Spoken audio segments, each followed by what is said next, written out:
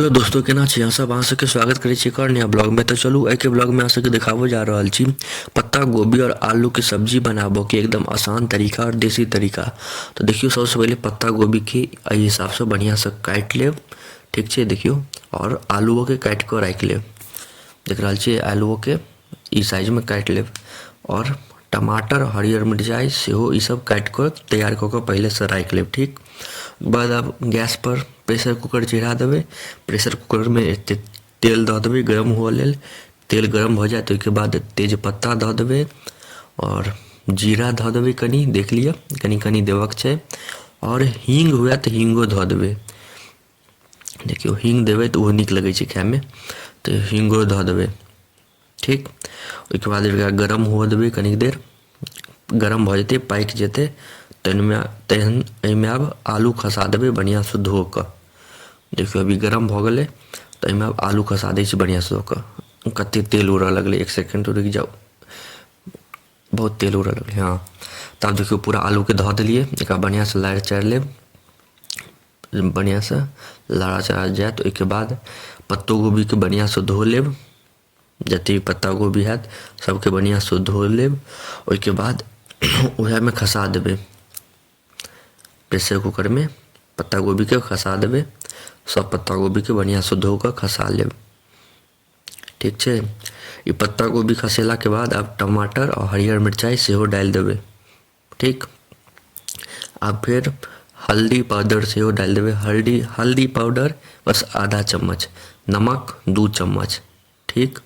ऐसे ज़्यादा नहीं डालक छै। ओहिके बाद अब लारि चारि लेब बढ़िया से, जे सब ऊपर नीचा भऽ जाए एकदम बढ़िया से लारब।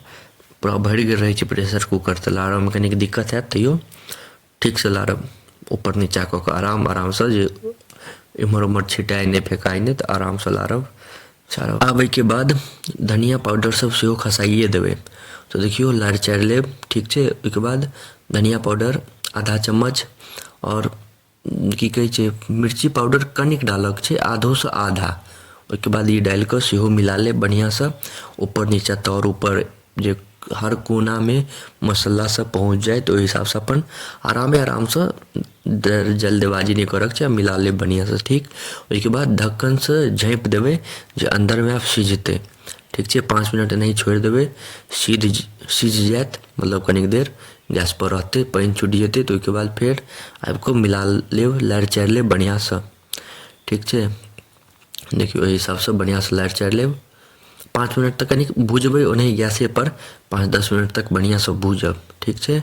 ई भुजा जाएत, ओहिके बाद आब एहिमे पानि डालि देबै, जाहि हिसाब से अहाँ अपन रस खाए चाहै छी ओहि हिसाब से अपन पानि डालि देबै।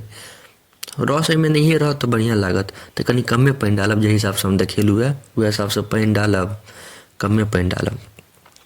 किएकि रस रहत तऽ नहीं नीक लागत, ज़्यादा पानि डालि देबै तो रसवला नहीं नीक लागत, कनिक सूखे सब्जी नीक लगै छै, ठीक छै। एतेक पानि डाललाके बाद आब ढक्कन लगा लेबै, प्रेशर कुकर के ढक्कन बढ़िया से लगा लेब, जे गैस नहीं लीक हुए, ठीक छै। ढक्कन लगेलाके बाद आब एकरा 3 सीटी लागऽ देबै आराम से। देखियो गैस के फ्लेम, एकरा 3 सीटी लागऽ देबै। देखियो 3 सीटी लागि गेलै। आब अहाँ सबके देखाबै छी केहन छै से। एकरा खोललिए, एहिमे पानि देखा रहल यऽ हमरा कनि, तऽ की करबै अपना सब, एकरा पानि के जरा लेब। एहिमे कनिक पानि रहि गेलै, ज़्यादा पानि दिया गेलै, तऽ एकरा पानि के अब जरा लेब अपना सब। देखियो तऽ गैस के ऑन कऽ लै छी पहले, ठीक छै। एकरा पानि के कनि देर 5 मिनट तक चढ़ल रहऽ देबै एहिपर, तऽ जरि जेतै।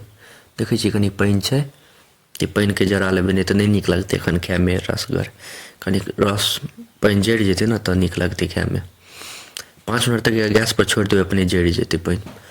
तो देखियो बढ़िया भऽ गेलै, एकदम पानि जरि गेलै।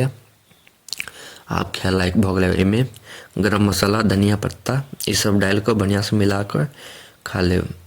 तऽ देखियो अपन घर के पीसल छै गरम मसाला, ये गरम मसाला धऽ देलिए। आब धनिया पत्ता, रुक जाओ एक सेकेंड, धनिया पत्ता लेबऽ दियौ।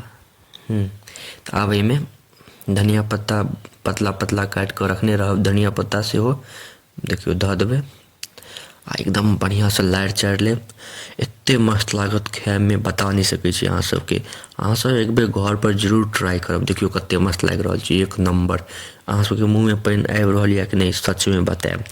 तो अहाँ सब जरूर एक बेर घर पर ट्राई करब आ बताएब केहन बनल। तो अहाँ सबके एते देर तक देखऽ के लिए धन्यवाद। नीक लागे तो लाइक कमेंट शेयर सब्सक्राइब जरूर करब। मिलै छी अहाँ सबसे अगला नेक्स्ट ब्लॉग में।